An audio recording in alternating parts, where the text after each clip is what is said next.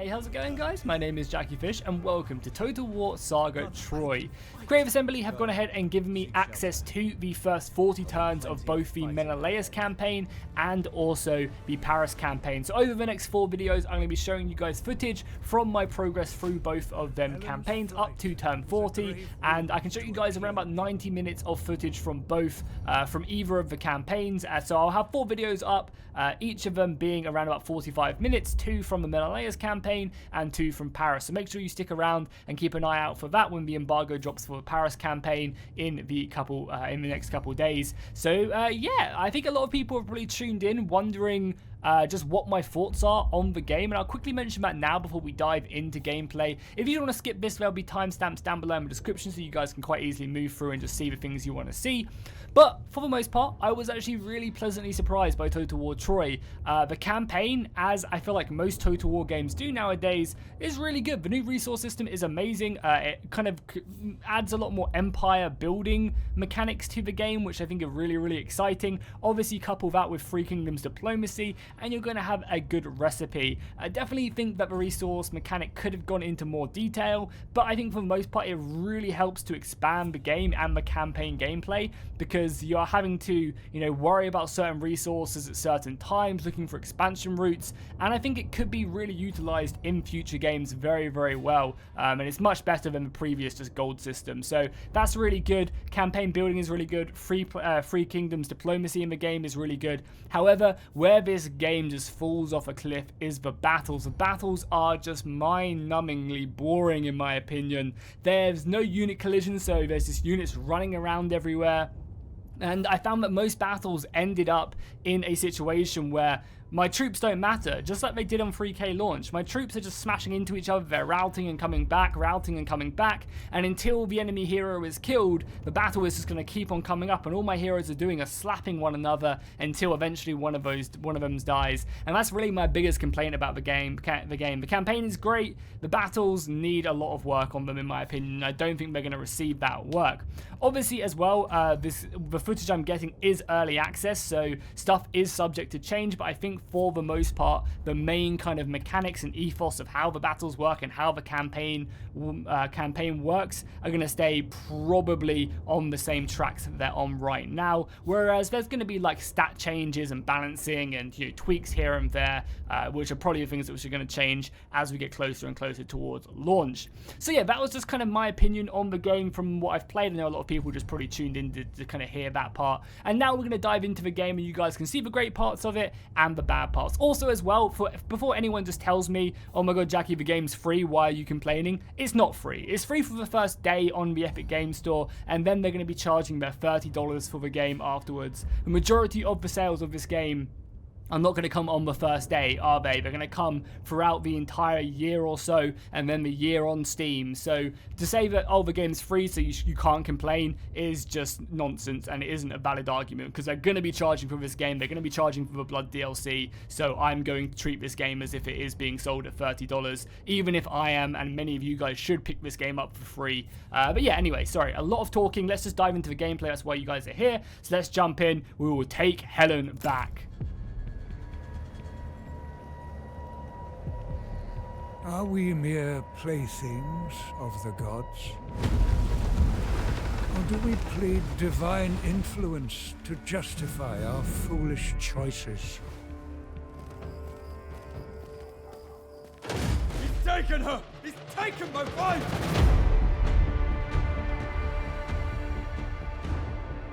You've risked the safety of Troy. Troy is my home now. You have my oath, brother. She will be returned to you. Brother, I can fight. Go, seek shelter. There'll be plenty of fighting ahead.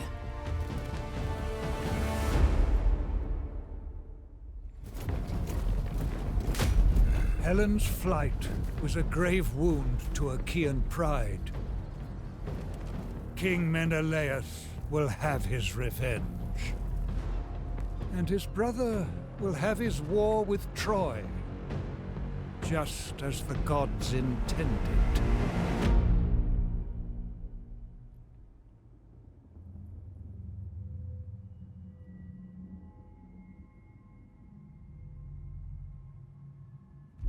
Hear me, spear-famed Menelaus. Brazen Prince Paris of Troy has dared to steal your wife. Paris of Troy must pay!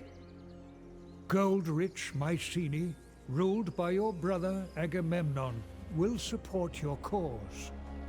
Troy thinks to slight me, but they will pay the price. As well as exacting vengeance upon Troy, other matters demand your attention. Open rebellion has devastated the region of Etis, where a pretender is trying to take power for himself. South of Etis, mighty Tyrins holds Kythera Island, blocking your access to the treasures of Crete, which are beyond imagination. Consolidate your power at home. Urge Helen's suitors to honor the oath of Tyndareus in your defense, and wage war on the perfidious Trojan princeling.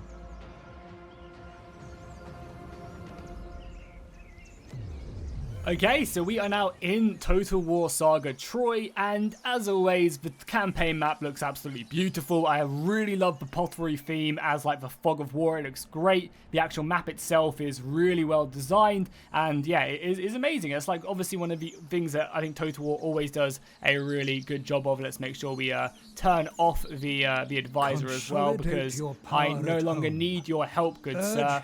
So I might just reset him. Cool. So yeah, so as we are playing as Sparta, as Menelaus, we have access to a handful of cool abilities, one of them being the Spartan colonies, meaning that we can, for a set amount of resources, which again, I'll talk about mechanics as they pop up in the campaign, for a set amount of resources, we can basically just colonize a city. So for example, I believe if we go to our Greek colonies, which are over here, we can just kind of find a ruined city and we can just colonize it for a set amount, and that will build up. We'll obviously won't have troops there to protect it when we do this, and we won't have access to the resources from the settlement right away, because we'll need to repair the buildings, and that does take a handful of turns. So there are definitely some places that you might just want to try and pick up immediately in the game, you know, just get yourself this gold resource, because the gold is very, very valuable. We also have access to call to arms, which is basically like a global recruitment pool, but from our allies. So it's a really nice way to integrate the feel of all the Greeks coming together. I can utilize other factions' special units and really good stuff by making defensive allies with them. By having a defensive ally or just an alliance ship with them, or maybe even a non-aggression as well, I can actually recruit men from their cities and bring them to my cause and into my armies, which I think is a pretty cool style of gameplay. We also get some missions right away, so I'll just defeat the army to the rebellion to the south, kind of the usual Total War stuff. So yeah, cities. Cities are pretty interesting in Total War Troy now, because every city has a resource. For example, down here in the south, we have the stone resource right here, and that's going to feed into our pool. We have food, wood, stone, bronze, and gold. Food is going to be done basically how money worked in the previous game. It's going to be added to all your troops. So if I want to recruit some men, which we definitely can do, it's going to cost us an upkeep of 105 food every single turn, and also 550 food to recruit them. So I really like the way that it's now tied to food or a different resource than everything else. Wood is going to be used in the early game to build all the lower tier buildings, and even in the late game it's going to be used as a, you know, as a accompaniment to stone. Stone is what you use to upgrade to much better buildings, higher tier buildings, and so is bronze, but bronze is also used to set up high tier units, and then gold again is there to you know, help build higher tier units, do better research, etc. Kind of this is really the valuable resource that does eventually run out in the game, so you kind of have that finite amount, which is kind of cool. It really, really is. So let's start off with building. So I guess first things first, we're probably going to want to try and improve our food building, or not our food building, sorry. We're going to want to try and improve our stone as quickly as possible, start getting that passive income in the game. And we have a few options. We have one that gives us just a small bonus every single turn, plus 20, which is pretty nice. And then if we have a high influence bonus in the city will gain an additional 25 per turn. Influence is split between the Achaeans and also the Lelegaean influence, so basically kind of the ruling factions trying to fight for allegiance of certain cities, which is a mechanic I really like. I love having this kind of flip-flop. The city could just change its allegiance, in the midst of a war, and I think that's pretty cool, and hopefully will play out pretty well in Troy, as you do have these sides who are maybe dwindling and are easier to flip to your side if the war is winning or being lost. And if we do have a high influence, we can obviously get way more out of that, which is obviously something we're probably going to do. Also, this is also pretty nice as well, having the influence be reduced over time by a set amount, but we get some better bonuses. So we get a little bit less stone per turn, but all construction in this province is increased or reduced by 1 turn, which I think is great, and it also gives us some stone, so we'll pick that up immediately. And again, that does cost us a set amount of resources. If you take a look at it, to build that's going to cost us 480 wood, and if you go higher up, you can see that it costs us more wood and also stone. And different buildings have different costs. Like, for example, this monument, it costs a lot of resources, but provides some pretty good bonuses, and it is, it's really expensive, but it is good. But we'll just pick up the building quarries right off the bat and specialize that. It also does lead to the fact that you're going to want to be looking for what settlements you really need. Like, grabbing this building in the early game is going to be absolutely amazing. It really is. I'm going to skip this battle because it's just an easy starting battle. You don't need to watch it. We'll get into gameplay. I'll have it timestamped down below in the description so you guys can check out battle gameplay. It's just we only have a set amount of time, 90 minutes to do these videos, so I don't want to ruin take up a big chunk with a battle we're probably not going to be enjoying too much. So we do have some things we can do. We can get some replenishment, we can get some morale for the next 2 turns, we'll take on food, and we'll take on the food. Food is just really important in the early game. Gaining the extra resource is super nice. So nice, we also completed a mission which gave us some bronze and some food. Close victory, good. Killed the enemy general in battle and destroyed the faction. So we can't get down here in a turn, so we're just going to go ahead and colonize that. Cost us a bit of food, a bit of wood, and a bit of stone, and we will colonize the city. It's basically our Greek colonization coming into play. And as you can see, the settlement is pretty ruined, so we're going to need to save up our wood quite quickly to upgrade this, so then we can start building food and really going from there. We will bring this army, I guess, down to the south, because as the intro did say, you do want to move in to Crete as quickly as possible, trying to obtain this before the enemy factions do secure this. And we could even colonize this as a foothold, but we know there's a faction here, or you can see there's an enemy faction right here that's probably going to be going after these, and I don't want to be thrown into combat with them right away. So one of the cool things as well you can do is if you go to the diplomacy menu, what you can do is you can rack up some good trade agreements with people. Obviously now you have the Free Kingdoms diplomacy. If we decline this, you can see everyone, we now have Free Kingdoms diplomacy.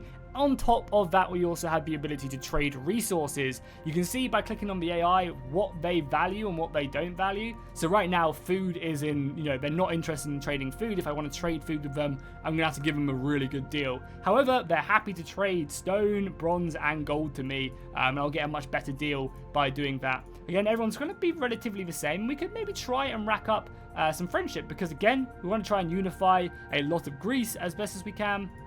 So maybe we can try up here in the north, maybe see if Agamemnon wants to trade us some good resources. So let's go talk to him and see if maybe we can set up a good barter agreement. So are you happy to give me some wood or not? Wood is pretty cheap and you really want food, right? Food doesn't really do it for me. It'd be nice if there was like a scrolling bar here as well, having to like either click it loads or type it. I don't think it's really good, no. Unfortunately, I don't think we're going to be able to get a good deal here. It's just not going to work. Oh, you could actually... Yeah, no, you're not going to get a good deal, yeah. So we're just not going to bother for now. We don't really need it. So we'll just exit negotiations. But what we could do is we could quickly rack up if we go over to diplomacy again. I don't know I expect a profitable meeting. In the north here, though, we could probably set up a non-aggression pact, which would be pretty useful in the north, and probably get some wood for it as well. Maybe, because we got a +6, so maybe let's see. No, he really is not wanting to trade wood or stone. Wow, he's not wanting to trade anything. Yeah, especially not food. Okay, don't worry then. We'll get non-aggression, help build our relationships with him, and we should now get access to a few more troops as well through our call to arms. You can see the call to arms right now. We're only getting men from from our brother. However, if we do continue to improve our relations, you can see the men that we could get access to, which would be pretty nice. You know, better archers from here, club warriors from here, which is a mechanic I quite like. I like this idea of, you know, drawing men from around the nations, and I feel like this could be a great way to do like medieval 3, for example. That'd be very, very exciting. So we've moved our army down to the south. Let's utilize this time to recruit some men. Probably just going to pick up some cheap soldiers to begin with, and then we'll go from there. We don't want to rinse all of our food in the early game. It's going to take us a couple turns to rebuild. So yeah, that was our first turn. We're waiting for the mission to do any research. Research is now royal edicts or something along them lines. We can take a look at it momentarily. One of the turns skirt their way through. So we've got another mission as well. This mission should be to just upgrade a building, that's fine.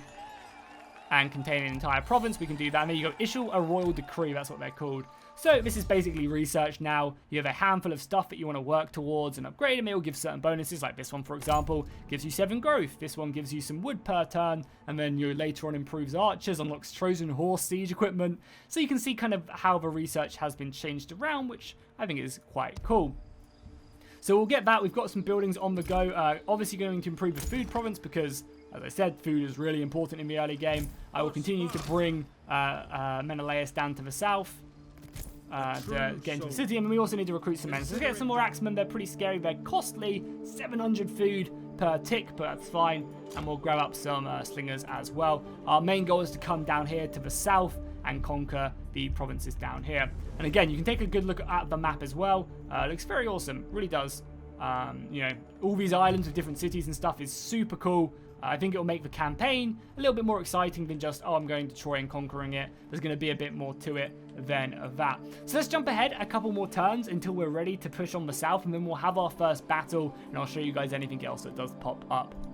Okay, so we're in the process of gaining a defensive alliance with Pilas in the south, or in the west even, and they want to do this pretty heavily actually right now. We outmatch their military might, and this could be a faction we could try and take out. They have a handful of non-aggression packs and even some military access, so I mean, it's a question of do we want to kill them? We definitely could, but I think, again, keeping all the Greeks together is not a bad idea, and we can probably obtain ourselves a nice little barter agreement from this. So hopefully we can obtain ourselves some good wood. If we go over, I don't know, like 50? 50 is way too much. Okay, 25? 20? 19? There we go, 19, perfect. So we'll get 19, so that'll be like another 100 wood from them. It's not a bad idea whatsoever, so we'll do that for an aggression, for a defensive alliance, perfect. So we'll agree to that. Not ask. And now we've got a bit more protection in the western side, and we should now have access, if we go back over to the call to arms, yeah, we have access to way more units now. So we get access to archers, and it actually tells me what the units are, where the units are from as well. So I think it's only these archers that are the additional units, but that's fine, absolutely fine. Everything else is coming from our brother, yeah. But we get access to some archers, which I'm definitely happy to pick up. So, yeah, let's just continue to recruit our men, build up an army, and then we'll go down to the south. And you can see, I can't even spam recruit right now because of our food issues. I'm building food right now, both for Port and the other province there. We'll hopefully be pumping up our army. Okay, so we have now issued a royal decree, which has been pretty nice. Our army is looking quite good, so we'll probably move up from there. They want me to upgrade a settlement to its maximum level. We can definitely do that. Our growth is popping off in our main city. And we also have a spare slot as well. And we might start working down on a favor for the gods, because the gods do give you some pretty good bonuses. As you can see, each of the gods have 3 stages to them, kind of like the Warhammer 3 Norscan DLC, where the more you do for these, the more temples, the more favor you gain. You can like pray to them and dedicate tombs to them as well, and they give you certain bonuses. And I wouldn't mind grabbing up a nice little bonus, you know, kind of early on for some of our agents. You know, getting level 3 priestesses by going through Apollo is pretty good. Obviously, you also have extra morale to spear units, which is pretty insane, actually.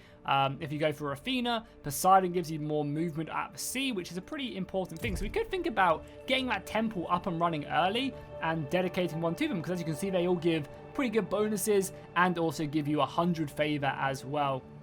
So maybe we will go for Athena. Obviously, Ares is pretty nice as well, because it means the units you recruit in this province are a little bit tankier. And you also gain a bit more favor as well from the hecatombs as well. I think what we'll do is we'll probably just go to Athena, get a nice little boost to our bonuses, and give us more capacity for priestesses, which are kind of an agent in the game. So let's do Athena. That will give us a nice little boost to our heroes, morale for spear units, and also our men will get a little bit less tired as well. And some of these gods are really good in the early game, some are really good in the late game, and you have to spend food to do these as well, which we don't really have a lot of right now. We obviously have built up a fairly large army. This is costing me 1,700 food a turn in upkeep, so we really do need to secure this province. We have 16 units. We could wait to get a full stack, but I think we'll just go right now. There should be plenty, and then we'll have our first battle of the stream. Yeah, he has 6 men.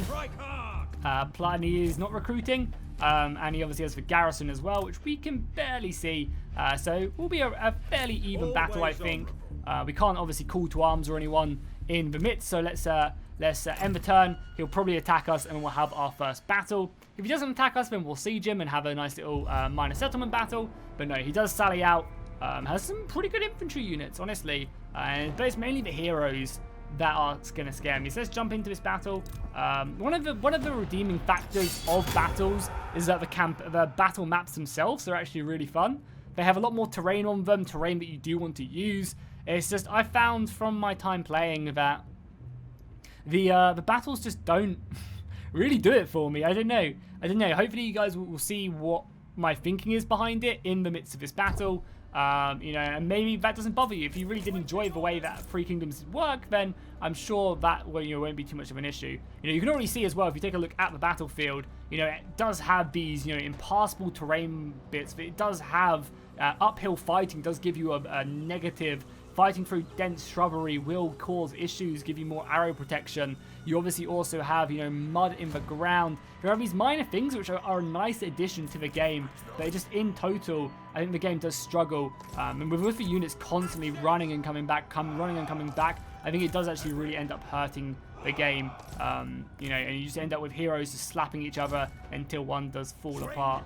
We have spare infantry there. We have our spear line as well. So to start a battle, they will probably wait for their reinforcements, so it's probably a good idea for us just to hold up. Oh, their reinforcements are coming on here. God damn it. Didn't want to have to do this, but looks like we're going to have to. I mean, this is perfect, right? We have both the movable terrain, so we're just going to close the distance on them, hammer them hard, and then go from there, right? It's really cheesy. I hate doing it, but I mean, it's like, why not? The enemy is receiving reinforcements. Bring over my general as well. I should probably do that. You know, and this is why you should be able to choose where your reinforcements come on from, rather than anything else. Let's just get our infantry line, push them up, let the missiles move in, get some images. Also, there is now a arrow trail slider, which is amazing. If we go to game settings, no camp. We can't click on campaign settings. I don't think we can see it, but there is now a arrow trail slider. So for them trails that just were super annoying beforehand, it's now not going to be as much of an issue. Let's get some of our men involved. Get these guys around the side. We're going to want to obviously reinforce with more of our elite men as well. Agamemnon needs to get his ass over here. We'll start chasing down some of these missiles. Get our missiles to start focusing them down and pushing in as well. You guys get in. The spears can actually probably hold the rear, and we'll get the axes in. The axes will be doing way more damage. It's my bad for forgetting Agamemnon. Yeah, so like one of the things, like, I just don't really know what's going on in this battle anymore, you know? Like, there's just units mixed into each other. There's no formations, and yeah, it does kind of create a cool kind of look of the scenario. You know, it's kind of cool because you have a kind of a really mixed, messy battlefield, which, don't get me wrong, I think is really cool. However, I think it just leads to like units running, and then like the battles become so messy. Like, you'll be able to see it right now. Get these axes to come in here and help out. Agamemnon getting stuck in as well. He also has a really good taunt ability as well. And now the axes have turned up. We're in a much better spot. Missiles continue to hit them. Like, it's just so hard, like, chasing down enemy units. It's actually kind of not as bad now because we're chasing them off the field right here, which is good. But just, like, look at this. Like, I'm not really killing this unit, and it's just running away. Like, I'm actually in a really good situation that we're actually attacking them Your hero right here. is under attack. Yeah, he should be. He should be. End them! And like all my boys just waiting, I don't know. There's just something about battles which just don't feel complete, but I feel like that is kind of Total War now. And I'm not going to harp on it too much. Let's get our axes involved on these guys. Can we not see me? All my missiles are running because of skirmish mode. Bring these guys back as well. I guess you guys chase them down. Chase into that. I'm going to have our axes fighting hard against their spearmen. Should be ripping them apart. I just think like if this game had unit collision, it would run a lot better. It'd run a lot better. You know, like right now, look how much little damage I've done to their leader. And a lot of their units would have just kept on coming back if we weren't so close to the white line. We still got an entire another hero to kill as well. Let's keep on pushing in. My men are on guard mode as well. Let's get our stingers around the side as well. Get all these stingers to help out. Start moving in. Form up in the heavy brush. As you can see, it does give some bonuses. I think if I hover over it, it will tell me. Seemingly not, which is fine. You can obviously also get rid of the shrubbery as well by just holding down space. Axes moving in there as well. Keep on fighting. One of the positives as well, definitely for battles, is they do relatively go on for a long time. But I feel like, I don't know, it's not for exactly the right reasons. It's because it just takes years of killing these heroes. We also have our Divine Favor ability, which is hopefully pop off soon. I'll use my ability. This is one of the good things as well. So look, there are definitely positives in these battles. Your warriors like, are losing this heart. fight right now. What's even going on here? But you know, there's definitely some positives, right? You know, like you have cool abilities now, which I think is really cool. That do take up favor. Unfortunately, Menelaus hasn't leveled up, so I can't use any of his abilities just as a taunt ability. Are losing heart. They've also just popped off their Divine Favor, which is kind of like basically like murderous prowess, really, for murderous prowess for the Dark Elves in Warhammer. Basically, your army gets a big bonus from the hero for a set amount of time. You know, like I've completely surrounded this guy and his army, and my army is just getting absolutely battered right now. You know, because I haven't killed his heroes, and his units are just coming back, and my men are slowly dying. Let's try and get these slingers out, maybe? I don't know. And the thing as well is the game does something, and because there's no unit collision, my men are running through, and then they're running to chase down this guy, and then his units are running through. So that's not something I'm a fan of. But the last I mentioned it, I won't talk too much about it. You guys got my opinion now. I know a lot of people do get annoyed about stuff Your warriors when I do just harp on about it. And I don't think I need to. This is just kind of showing you guys how stuff works. And you guys can make your own mind up. That's kind of my ethos with Total War. Your warriors are rallying. My men have come back, cool. And these guys are routed, so we'll keep on doing that. Keep on hitting them hard. Axemen should be doing a lot of damage in the blob. And yeah, look at that. They're just like, just lock on to the next target. Why are you running through their entire formation to try and chase this one unit? Your warriors have been routed. And yeah, I could maybe stick the game on guard mode, but then they wouldn't chase anyone down. Like, yeah, like that's probably the biggest issue. But anyway, and my hero, like, look at this. Oh, I still haven't killed him. I know I'm playing a defensive hero. Willingly. Come on. Let's reinforce. Luckily, some units are just breaking already. With all the missiles coming in, and we are going to end this battle fairly soon and claim victory. We haven't even racked up our Divine Favor yet. We have? No, we haven't. Yeah, we haven't racked up Divine Favor. You can take a look at what it does as well. It gives you a big bonus to armor, melee attack. Means you don't get tired quickly, which is always nice stuff. And yeah, I mean, look at that. We've broken their army, and yet the battle is still going on. The heroes are still here. I've got my entire force left remaining, and yeah, the battle is still raging on. These heroes aren't breaking. Maybe this is stuff that will change, that can change. For the most part, like, that felt like a relatively decent battle for, you know, 16 units versus 16 units, 20 minutes, like that 7-8 minute battle. It isn't too bad, I guess. Is close enough to taste. If the battles do get bigger. But hopefully that outlined the problems with it. Hopefully that outlined the problems with the battles. And hopefully that's stuff they can fix. I mean, I doubt that like unit collision and stuff like that will be adjusted. I'm not talking about match combat, but I just don't want units like running around. This is quite cool as well. I think it might get a little bit tedious because it has to like load screen stutter for a second, but still not the worst thing in the world. And again, some experience and also some food from that. And I'll probably just pick up more of the food so we can keep this army going by winning that, we'll now be able to take the city. Wait, they have another army? No. Wow, but we didn't even kill that army? Oh, come on. Menelaus of Sparta. And now we can't even take on the force. That is silly. For vengeance. Did we not kill this army? Oh my god, that is really ridiculous. Make them pay. If they're gonna just... The garrison must be pretty depleted, though. I guess maybe I should have waited up. That's fine, though. So let's continue to just get more food so we can recruit more men. We'll let our food build up, so after we do win the final battle down in the south, we can move on. We also now have a temple as well, so we can get an agent. And these agents do give good bonuses to a certain god. So, for example, whatever priestess I get of the certain god, they'll give a small favor bonus. So after 50 turns, that will actually make a bit of a difference. So it's kind of like a long-time investment, and you also pay gold for these guys as well. So I think we'll start working on our Ares. So I don't even have one of Ares, unfortunately. So are there any gods I would really like to boost up, which give good bonuses? Apollo's not bad as well. And what I might do is I might actually dedicate a... how much does this give us?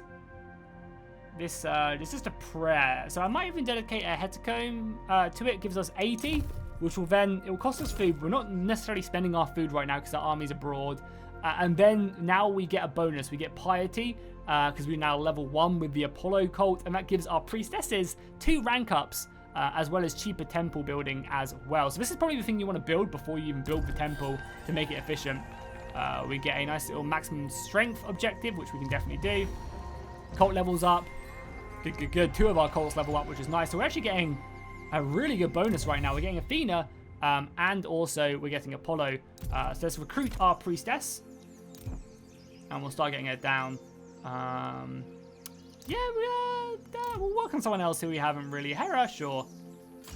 And these guys, or these gals, do some really good bonuses. They can give some good omens to armies. They have a whole range of abilities they can do, which I quite like. It's not bad. And this is the new skill tree and how you level up generals.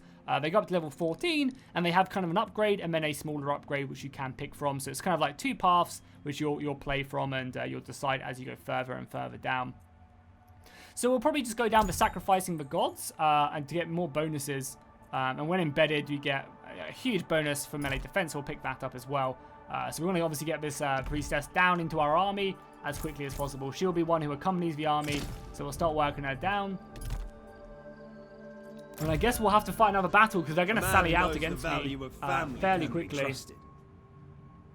he wants a single bastard. I mean, I don't think I'm going to be giving you free resources, my friend. If you want to offer me something like a non-aggression or trade, maybe we will. And here we go. They sally out again. We barely did any damage to them. That's really silly. Really, really is silly. You can also see if you auto-resolve the differences. So I'm going to fight this off camera because we've already had a battle for now. And I still want to get a little bit further into the campaign, ready for our Greek invasion of Crete, which will be the next episode. So I managed to win the battle. It was actually pretty close, but at the end of the day, we just literally spent the entire time chasing around their routing heroes, trying to kill them, eventually getting bored, going back to the fight, and then their heroes walking back in, trying to kill them, they ran away. Like, it's just the same issue 3 Kingdoms had with the heroes, and it seems like they haven't fixed it in Total War Troy. And again, so it's another victory for us. We've beaten this army twice now. Hopefully we can just take the settlement and progress our way on. We also managed to gain a nice little trait. That's kind of cool. 20% more captives. That's good. So let's see. We better be able to just take the city. We're going to take heavy casualties, but let's just do it. We'll rack up the kills. And yeah, we'll get ready to claim this. So this will complete our entire province, which is good. We'll just occupy the city. So you can raise the settlement if you wanted to gain some resources. It does give you some public order issues and some instability. You could also sack the settlement and let it stay up, and that'll give you, again, good resources. So sacking and looting is a pretty viable option now to gain yourself some resources. If it's a city you just don't really want, just sack it, and, being Sparta, you can just make colonies of it later if no one else takes it. So again, not a bad daring. Kind of a cool trait. The traits kind of feel like, a bit all over the place sometimes, because it's just kind of like, I don't know, trade system I think needs to be reworked. We are now level 3 as well, so we can level up Menelaus. So we have a few abilities we can do. Dread of Ares, which is a good target to reduce morale, which I think is fine, but because there's no way of catching routing heroes, because there's no unit collision, I think, like, routing someone isn't really that great, It's so hard to capture routing units. So I'm just going to go for more damage, I think. And then we have loads of armor piercing and more HP. or more melee defense? Let's just go full out armor piercing. I know he has a shield and he's supposed to be tanky, so let's just go for it. We also have some abilities, and you can obviously outfit your characters like this. We've got a couple shields and stuff as well. Not that I think we need this. Scissor one's obviously way, way better. So nice, we have now completed the entire settlement. You can see that we've got the same building here, so we'll get rid of that because I want it in my main one so I can get some better shields. And I guess we will continue to get more food. We could save up our wood for another turn, or we could obviously build our wood there. So that's the turn. See what happens. Obviously, our priestess is coming over, and we'll see a lot more about our priestess next episode. We'll be wrapping this one up in a second, and then in the next part of this, which will be out in a couple hours, we'll show our invasion of Crete, and we will see kind of a bit more about what happens when you're into the game.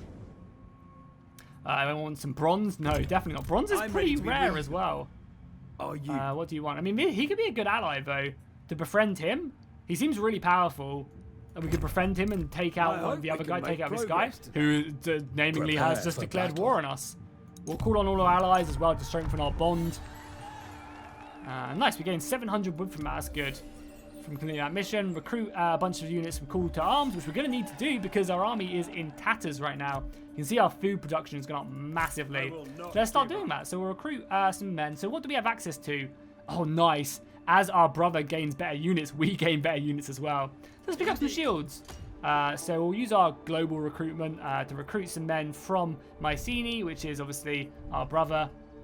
And we'll gain some shielded spearmen. Hell yeah, why not? They have really good morale, 102 morale, and a good melee defense. Obviously as well, the divine will of Athena is giving them a big boost to their morale. So yeah, they'll just be like a sturdy brick wall front line, which is great. So obviously a lot of our food though, they're still good nonetheless. And then we can also recruit as well some stuff here as well if we wanted to, which I might do. I might just pick up another unit of that. And then puts us up to 13, 14. I probably don't need that many things. Let's get some more axes. Going to eat up all of our food though. And then we have the possibility to actually build this small Apakaya, which gives us a huge boost to food, which I think I'm going to take. It's all our wood, or not even all our wood because we completed that mission, yeah. And then let's go ahead and pick up an apprentice Fletcher, gives some better arrowmanship for our archers, or more ammunition, sorry. But does also reduce our influence in the province, which we're probably already doing with this, yeah. And I don't think I want to hammer it too hard, because you get so many bonuses for having high influence. So let's just grab up, I don't know, the Loggers Camp. We could also get this big flat boost, but this is kind of like a quick one. If you're going to lose the province, you probably want to grab this. So we'll probably just grab the Loggers tents. It's like kind of like, you know, a nice little bonus, but nothing too crazy. And obviously because of our building quarters as well, it's reducing all these 2-turn buildings just being 1 turn. So we get back that a little bit quicker. Let's continue to bring over our priestess. We'll get her over here and we'll get her in the army set up, ready to go. Because it's just sacrifice. So the priestess knows a blood sacrifice. The host army can carry out this action pre-battle. Receive some positive outfits. Yeah, sure. So we can do that when she's in the army. We can click sacrifice, and then we'll get a bonus before going into battle. Which again, I really like that idea. You know, a lot of obviously most ancient armies did sacrifice. We also have another real decree to work on. Let's start working on. We could get cheaper light infantry, which is probably good to have now if we're going to get it at all and improve our light infantry. Or do we want to start working down here like more happiness, more influence? It's probably a good thing. Getting like stone, even though it's not super important early, just getting a big boost of it is great. And our allies have been, oh my god, Hector has already declared war. Well, of course we will defend. A man who knows at the end of the day, this is a sandbox game, so you can expect it too. On military access, ammo will give me just 18 bronze, sure. Sure. Maybe we'll even try and get a defensive alliance with him at some point. Cool. So our army is building up. Priestess can now join the ranks. Yeah, go into his force. So now I assume we, when it comes to battle, we can just go for it and yeah, cause some issues just before the battle we kick off in. You also obviously have stances as well. So ambush is back, encampment is back, raiding. and just marching, so force march as well. Not too bad. You can also see all your bonuses up on this left-hand side, and you can bring it down and pop it off if you want it to be. So cool, guys. That is where I'm going to wrap up this first part of the campaign. We've just taken our full province. I'll probably play like 5 to 10 turns off camera, and basically prepare ourselves for our invasion down the south. We have an enemy, and we'll take some of the richer lands, and I'll probably try and bring it so that we can have a cool battle at the gate walls, and we'll have a siege battle in the next one. So let me know what you guys thought of the gameplay down below in the comments down below. I'd be really interested to see what you guys thought of a new resource system, if you're liking the look of a campaign, because I mean, like, look at the campaign, it looks beautiful, right? There's no denying that. It really does look great, and we'll be taking a look as well from Troy as well. I'm also getting 117 FPS right now in the campaign, so that's pretty positive as well. Yeah, let me know what you guys thought down below in the comments down below. In the next couple hours, we'll have part 2 up, so keep an eye out for that. And then I believe in 5 days' time, I'll have Paris up, obviously along with everyone else as well. So yeah, I really appreciate it. Let me know what you guys thought in the comments down below, and fish out.